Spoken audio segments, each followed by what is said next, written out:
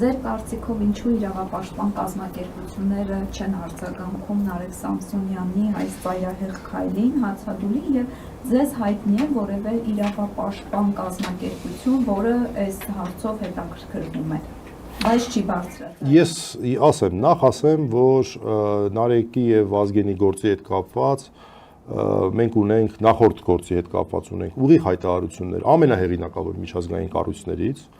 մենք ունենք ուղիղ հայտարարություններ Amnesty International-ից, Freedom House-ից, Լրագրողների Եվրոպական Ֆեդերացիայից եւս մի քանի շատ հեղինակավոր կազմակերպություններից։ Եվ այս տեսանկյունից մենք վստահ ենք, որ այս տեղեկատվությունը, այսինքն մենք ոչ թե վստահ ենք, այլ մենք փաստում ենք, որ տեղեկատվությունը հասցվել է։ Եվ անցյալ անգամ էլ այնպես չէր, որ մեզնից հետաքրքրվել էին։ Մարդիկ տեղեկատվությունը ստացել էին, տեղեկատվությունը իրենց գործիքակազմով ստուգել էին եւ հայտարարություններ էին կատարել։ Որտեւ պարզից էլ պարզ է, այստեղ ուրիշ բան չկա։ Որ մենք չենք խափում, որ ասում ենք, որ Նարեկ Սամսոնյանին հետույք բառի համար է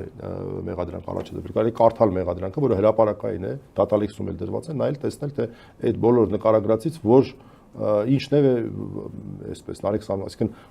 ուղիղ է նշված։ Այդ բառը ուղիղ է նշված, այդ ձևակերպումը։ Եվ այս տեսանկյունից մենք ակնկալում ենք, որ լինելու են անպայման, նույնիսկ բացառում ենք հակառակը, որ լինելու են։ Երկրորդը ես առիթը ձեր հարցի առիթը օգտագործելով ուզում եմ շնորհակալություն հայտնեմ բոլոր այն թե իրավապաշտպաններին, առանձին իրավապաշտպաններ, թե հանրային մյուս գործիչներին, որ այս ընթացքում արձագանքում են Նարեկի եւ Վազգենի գործին ընդհանրապես եւ հատկապես Նարեկի առողջական վիճակի հետ կապված հարցերին եւ կարծում եմ, որ այդ արձագանքները ավելի շատ են լինելու։ Այսինքն իրավապաշտպան կառույցներից մենք հիմա արդեն ակնկալում ենք ավելի գործուն քայլեր։ Պաշտոնական հայտարարությունների ձևով։ Ես անվանական մի քանիսին նշեմ, շնորհակալությունների համատեքստում քաղաքական իրավունքների հայկական կենտրոնը ՔԻՀԿ-ն է ակտիվ զբաղվում այս հարցով, Հայաստանի ժուրնալիստների միությունն է զբաղվում ակտիվ այս հարցով, հայտարարություններ են ունեցել երկամսյա կալանքի առնչությամբ տեղեկատվական վեճերի խորհրդից, որտեղ լուրջ լրագրողական եւ իրավապաշտպանական կազմ կա ներգրաված, նաեւ եղել է լրագրողների լրագրողական կազմակերպությունների նախագահների հայտարարություն եւ եւս մի լրագրողների պաշտպանության կոմիտե, եթե չեմ սխալվում, եթե սխալվում եմ անունը ներողություն եմ խնդրում, որոշ արձագանք եղել է կալանքի երկամսյա ժամկետի առնչությամբ եւ անտիֆեյք էմի գույքի եւ տեխնիկայի առգրավման առնչությամբ։ Հացադուլի առնչությամբ առայժմ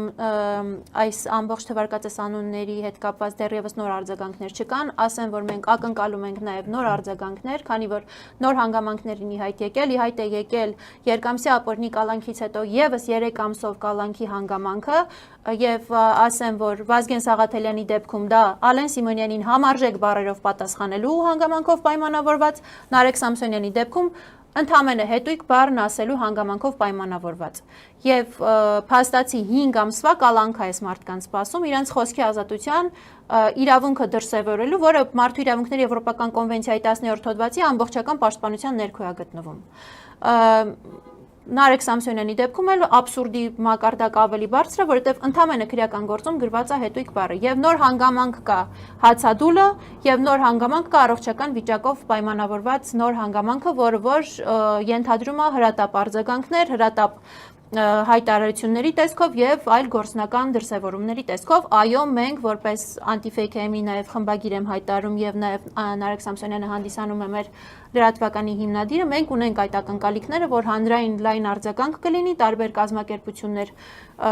տեղից կշարժվեն, հայտարարություններով հանդես կգան, կպահանջեն այս ապօրինությունների շղթայի ավարտը եւ նաեւ կօգնեն մեզ հնարավորինս արագ Նարեկ Սամսոնյանին հուշաստատություն տեղափոխելու հարցում, հանրային արձագանքը բարձրացնելու հարցում, ինչպես նաև ապօրինի կալանքը դադարեցնելու հարցում։ Այդ հետույք բառը ինչ կոնտեքստում է։ Ալեն Սիմոնյանի պատասխանը։ Ինչ նախադասության մեջ։ Չէ, նախադասության մեջ է օգտագործված, այսինքն ձևակերպումը, որ այդ ձևակերպումը, որ քրեական դատալեքսում էլ դրված, այսինքն Ալենին պատասխանելու համատեքստում հետույքով եսի մինչեր ինչ-որ սենց մի բան էլի տենց,